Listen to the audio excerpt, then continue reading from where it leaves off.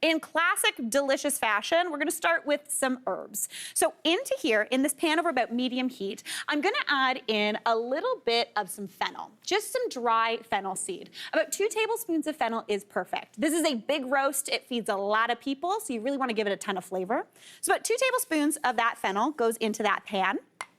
I know, right? We're going big.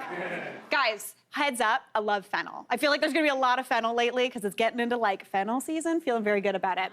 All right, now into there for a bit of spice, I'm going in with 1½ teaspoons of chili flake, just some red pepper flake. Again, it's a big roast, so 1½ teaspoons shouldn't be too much, but if you don't like spice, feel free to pull back a bit.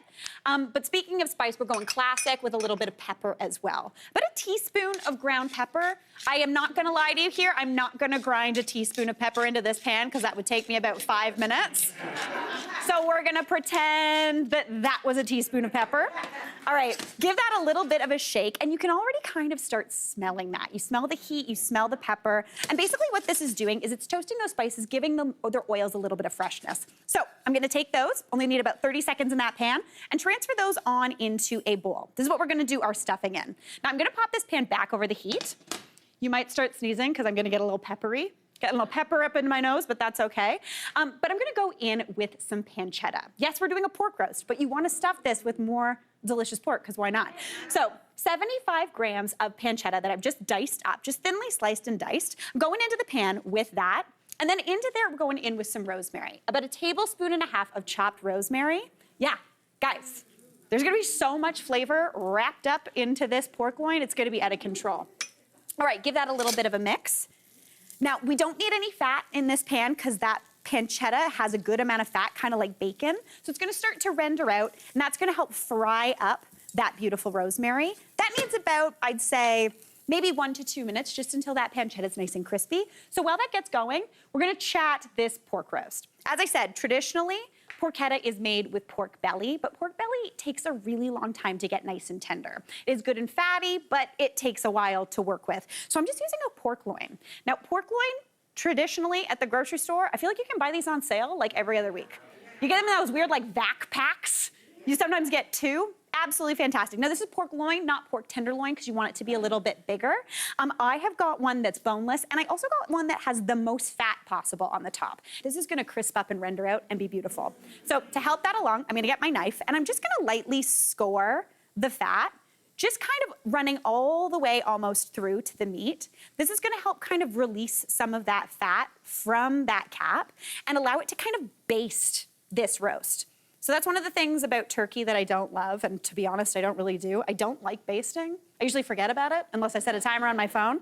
So if we can get some sort of meat that's gonna kind of baste itself, fantastic. All right, that's looking great. But now we wanna butterfly this roast. Now, there's a couple different ways you can do this. You can just kind of cut it open like a book, or you can kind of do it jelly roll style.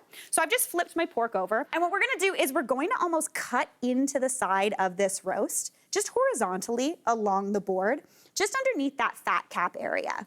This is basically gonna make almost like a little pocket that we're gonna stuff. But if you have a roast that's a little bit thicker, what you're gonna do is keep kind of opening it up, almost like a book, and then you just want to flatten it. So this one honestly looks really good as is, but basically you kind of want to treat this like, kind of like the weirdest cinnamon bun you've ever made. So that's looking good. I'm gonna go give my hands a little bit of a wash. And again, if you can only find your pork loin at the grocery store and it doesn't have that fat cap, it's still gonna be delicious. If you wanted to, you could even put a little bit of that pancetta on top of the roast, almost wrap it up like a present. That would be beautiful. But this pancetta is cooking down. I would cook this a little bit more just until it's crispy, but do you smell that rosemary coming out? Right? It's super tasty. I'm very excited. Oops, pancetta down. But you'd want to crisp this up just a little bit more. That's going to give you tons of texture, a little bit of sweet flavor, and that rosemary is going to be beautiful. So once that was crispy, I'm going to transfer that on into the bowl along with that fennel and that chili and pepper. This already smells so good. I cannot deal with it. Give that a little bit of a toss. And then, okay, so what are we at? We've got pork loin.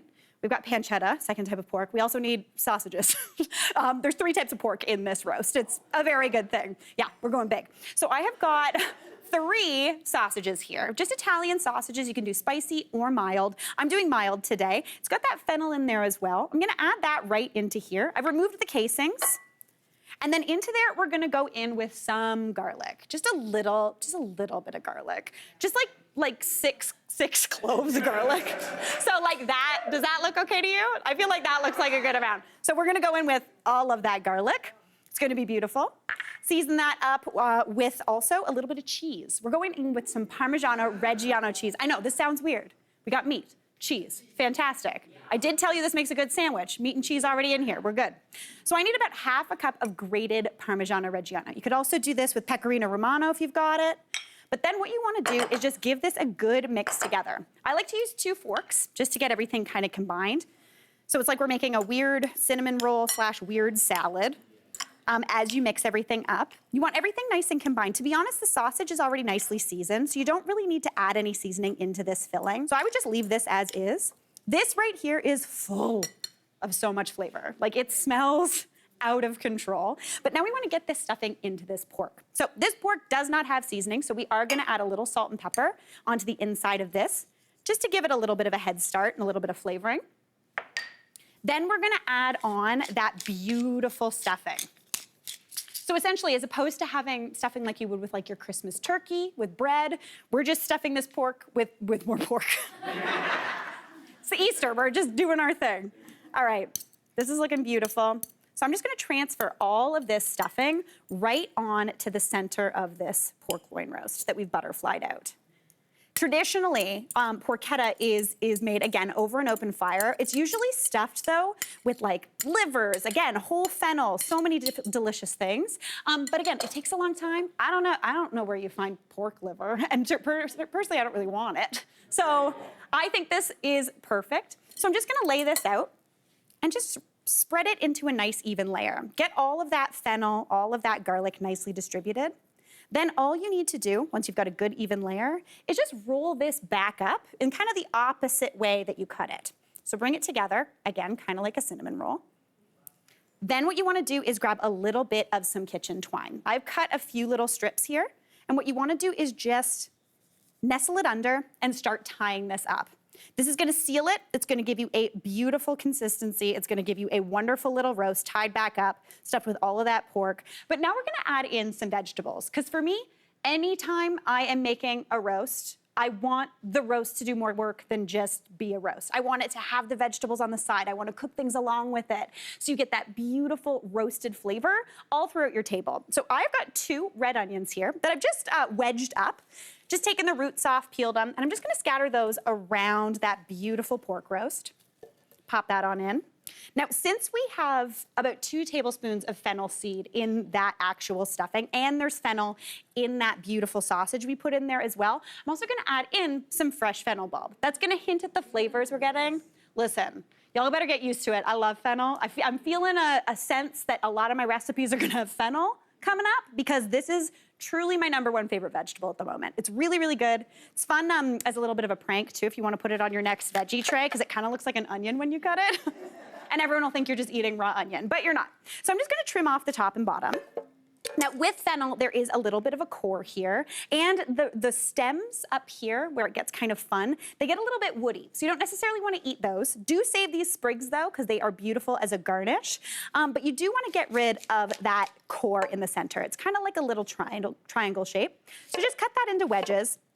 And then from there, you can actually cut out that core, kind of like you would core an apple. So I'm gonna pop that fennel right on into the pan. And when fennel roasts, it goes from having this almost licoricey flavor that I think turns some people off of it into having this beautiful sweetness. It's really, really delicious. It's so good. I love it so much. So I'm just gonna add in the rest of that fennel, avoiding that core. Pop that on in. Then I'm just gonna add a little bit of oil onto there. Now, there is a good amount of fat that we've scored, so that will render out and coat these vegetables as well, but just to give them a bit of a head start, going on with a bit of oil. If you have a pork roast that doesn't have this fat cap, add a bit of oil to the top of it. This one doesn't need it though. Season that all up with some salt, a little bit of pepper as well. And then what I wanna do is I'm gonna almost use these vegetables like a little bit of a trivet. So I'm just gonna get some tongs, and I just kind of want to set those vegetables underneath that pork. So you could do this before, but we're saving room. Just a little bit of this. There you go. Perfect. Now, for a little bit of moisture in that pan, you could go in with some chicken broth, you can go in with some water, but we're gonna go in with some wine, because whatever. showstopper. We've got it. Add in about half a cup of wine. That's gonna help things not catch and burn. It's also gonna add a really nice kind of acidity into that. Add that in. Now this needs to go into a smoking hot 450-degree oven for 30 minutes. That's gonna start the rendering of that beautiful fat. Then once that's rendered down for that 30 minutes, we're gonna set the temperature to 325.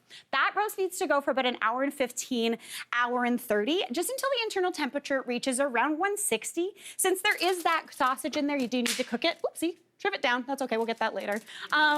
You do wanna cook it until it is nice and cooked through. And then tent it, set it aside. You end up with something that looks like this.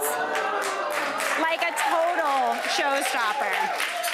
Now, the best part of this, again, other than the sandwiches you are going to have tomorrow, is taking this roast out of here. You've got all of that onion, that beautiful fennel, pop it onto here, and then just slicing that beautiful, beautiful roll. Look at that stuffing. Come on, get out of here. This is an absolute showstopper. It's easy as anything. It's definitely a bit of a switch up from your classic, but it is an absolute delight to eat. So change it up on your Easter table this year. Make this porchetta. You're gonna be living that Dolce Vita, baby. All right. Now, if you are looking for something to serve with your Easter dinner, thanks to Psalm Zero, you're all going home with their crisp Dive-In Sauvignon Blanc and bubbly Dive-In Sparkling Blush Rosé and non-alcoholic wines. Hey, Mary here. What did you think? Drop your comments below and don't forget to like and subscribe for more of the good stuff.